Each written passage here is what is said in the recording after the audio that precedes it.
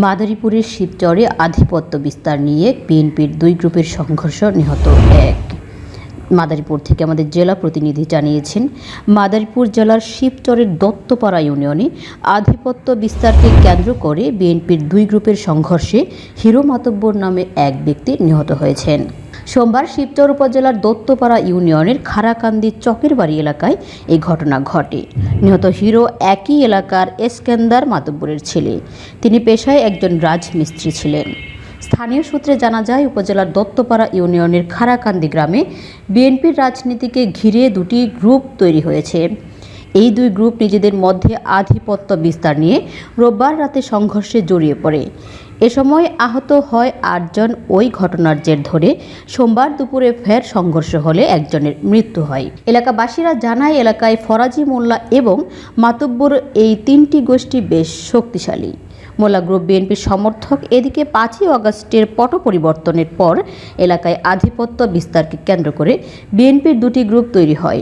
এর মধ্যে আদম ব্যবসায়ী ডক্টর শাহাদাত হোসেন একটি এবং মালেক মোল্লা আরেক গ্রুপের নেতৃত্ব দিচ্ছেন। বিএনপির দুই গ্রুপের মধ্যে স্থানীয় মাতব্বর ও ফরাজি গোষ্ঠীর লোকজনের সমর্থন রয়েছে। নাম প্রকাশে অনিচ্ছুক স্থানীয় এক ব্যক্তি বলেন, মূলত নিজেদের আধিপত্য জানান দিতে রোববার বিএনপির দুই গ্রুপের সংঘর্ষ বাদে। একই সূত্র ধরেই সোমবার মার্ডার হলো। এখানে দলীয় রাজনীতির চেয়ে স্থানীয় গ্রাম্য রাজনীতির ভূমিকাই বেশি। নিহতের স্ত্রী রোজিনা বলেন, ঘরের বাইরে বের হতে আমার স্বামীকে কুপিয়ে পাশের পুকুরে ফেলে যায়। আমরা পুকুর থেকে তুলে আনতে দেখি তিনি আর নাই। তাপু চৌধুরী, আদম ব্যাপারে ডক্টর শাহাদাত ও টুকু ফরাজি লোকজন নিয়ে আমার স্বামীরে মেরে ফেলেছে। শিবচর থানার ওসি মোক্তার হোসেন বলেন, দত্তপাড়া খারাকান্দি এলাকায় দুই দল নিজেদের মধ্যে আধিপত্য বিস্তার নিয়ে রোববার রাতে সংঘর্ষ বাধে। এ সময় আহত হয় কমপক্ষে ৮ জন। ওই জের ধরেই সোমবার দুপুরে ফের সংঘর্ষের ঘটনা ঘটে। এ সময় হিরো মাতব্বর নামে একজনের মৃত্যু হয়। তিনি আরও বলেন, খবর পেয়ে শিবচর থানার পুলিশ সেনাবাহিনীর টিম ঘটনাস্থল পরিদর্শন করেছে। নিহতের মরদেহ উদ্ধার করা হয়েছে। এছাড়া এলাকায় অতিরিক্ত পুলিশ মোতায়েন রয়েছে। জড়িতদের গ্রেফতারের পুলিশি অভিযান চলছে।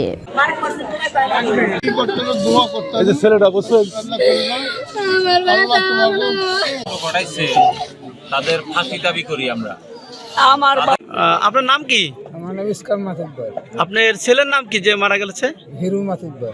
হিরো মাতব্বর। আচ্ছা, হিরো মাতব্বর এই যে শুনলাম যে সে খুন হয়েছে, এই খুনের বিরুদ্ধে আপনি কি বিচার চায় মামলা দিচ্ছেন? হ্যাঁ, মামলা দিচ্ছেন না?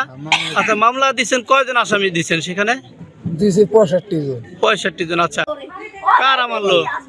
মারছে ফরাজির দল, ওই টুকু ফরাজির দলের লোকেরা। ও কি নিগা মারলো? কি হয়েছিল? কি ঘটনা? ঘটনা মানে এমনি মানে ঝগড়াঝাড়ি হয়ে দলাদলি হয়ে দলাদলি না? ছেলের কিছু হয় নাই, মাইনসিকে ভাই মারি গেলাইছে আমার ছেলেরে, মাইনসিকে ভাই মারি গেলাইছে পানির মধ্যে জ্বালাইয়া। কারা করছে? এই তো আছে 12 বর্ষের বুলাই, ওই খারাকান্দির 12 বর্ষের বুলাই করছে আমার বুলারে। পানির মধ্যে রাম যায় বাবা, তো ভাই ধরি আমার একটা বুলা, আমার বুলারে এই করিস না তোরা, এই পানির মধ্যে ভাই মারি গেলাইছে। আচ্ছা, আপনার স্বামীর নাম কি? কি হয়েছিল ওনার? বুলার কিছু হয় নাই, মারামারি করতে এখন গেছে, নাই আমায় ঘুমাইয়া মারছে, দাওয়াইয়া পানির মধ্যে মাইরা সমাতন মাইরা হারাই দিছে। কারা মারছে? শ্যাম দিয়ে আর জাল দিয়ে ঘুমাইয়া মারছে, মাথা দুই ভাগ বানাই হারাইছে। মারলো কারা? মারছে বারেক ফরাজির বুলা, বারেক ফরাজির বুলাই মারছে। আর এই যে বারেকের বউ হুকুম দিতে পারে ঘুমা। কি কারণে মারছে রে?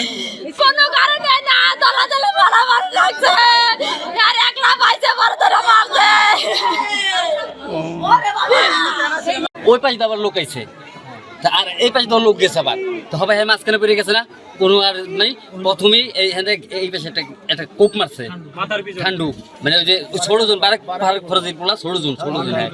হ্যাঁ, আর এই যে আমাকে জাফর, চানু, নসু, আকাশ, কুদ্দুস, এই হেরে সবাই মিল্লা এই পাশটা ঢুকছে আবার। এই পাশটা ঢুকতেই মানে আর হেরে বাড়িতে দেয় কোপ দিয়েই ফালাই দিছে পানিতে।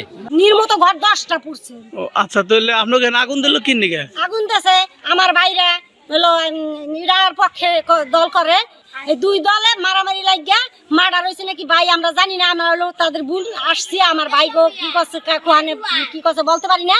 আপনারাও তো জানলেন কি হয়েছে, খুন কারা করেছে, টুকু ফরাজি কে, তাবু চৌধুরী কে। আসলে তাদের পরিচয় কি এবং তার প্রতিপক্ষ কারা যদি একটু স্পষ্ট করেন।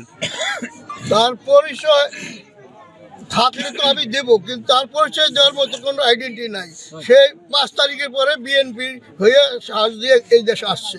আর তার যে সাথে যে সাঙ্গবঙ্গগুলো আছে তারা সবাই চোর, ডাকাত, হিরোইনখোর, গাঁজাখোর, আওয়ামী লীগের লোক।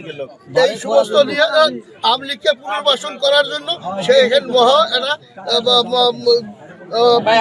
শুরু করছে, অন্যায় অপরাধ শুরু করছে। আওয়ামী লীগের লোক দিয়া এই সমস্ত বিএনপির লোকদের মায়ের পিট করে বাড়ি করছে, মানে লুটতরাজ করিয়া মিডিয়ায় আবার সাক্ষাৎ দেয় যে এটা মালিক মোল্লা করছে বা অমুক করছে, অমুক করছে, তমুক করছে। কিন্তু আসলে তার পরিচয় হলো সে নব্য বিএনপিতে নাম ভাঙাইয়া আওয়ামী লীগদের পুনর্বাসন করার জন্য সে অতি উৎসাহী। এই তার যে ইনভেস্ট, তার যে জনগণের মধ্যে ঘুষ দেওয়া, সুদ দেওয়া, টাকা পয়সা দিয়া জনগণকে কিছু দুষ্কৃতিকারীকে সে একত্র করছে, এই টাকাটাও আওয়ামী লীগের তরফ থেকে আসছে আমাদের জানা মতে, যতটুকু আমরা বিশ্বস্ত সূত্রে শুনছি।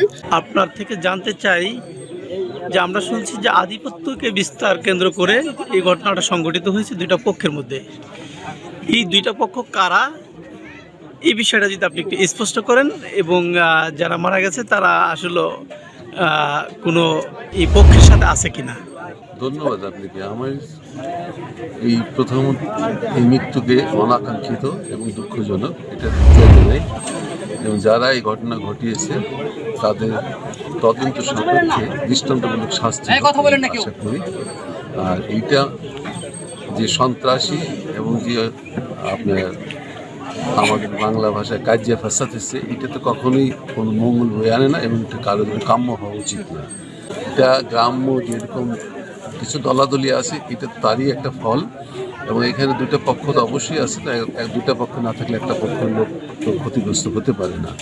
এখন এখানে সুনির্দিষ্টভাবে বলা যাবে না, এবং আমি মনে করি যে আইন শৃঙ্খলা বাহিনীর এটা তদন্ত করবে, তদন্ত সাপেক্ষে যাদের জড়িত পাবে তাদেরকে উপযুক্ত শাস্তি হওয়া উচিত বলে আমি বিশ্বাস করি, মনে করি।